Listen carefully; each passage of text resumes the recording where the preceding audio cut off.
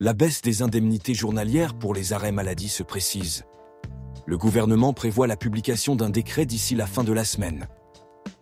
Cette mesure touchera aussi bien les fonctionnaires que les salariés du secteur privé. Selon le cabinet de la ministre du Travail, Astrid Panosyan-Bouvet, les premiers concernés seront les fonctionnaires, à partir du 1er mars. Actuellement, les fonctionnaires bénéficient d'une indemnisation à hauteur de 100% de leur salaire pendant 3 mois, suivie d'une réduction à 50% pour les 9 mois suivants. Avec le nouveau projet, ils ne toucheront plus que 90% pendant le premier trimestre. Cette évolution permettra à l'État d'économiser 900 millions d'euros par an. La deuxième phase de cette réforme s'appliquera aux salariés du privé dès le 1er avril. En effet, la limite d'indemnisation par l'assurance maladie passera d'1 800 000 francs à 1 400 000 francs.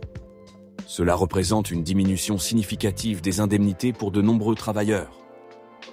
Cette réforme ne devrait pas affecter directement de nombreux salariés, mais elle aura un impact sur les employeurs et les organismes de prévoyance.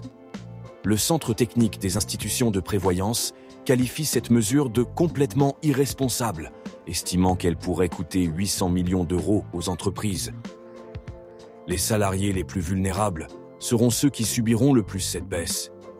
Les jeunes travailleurs ainsi que ceux en contrat à durée déterminée seront particulièrement touchés.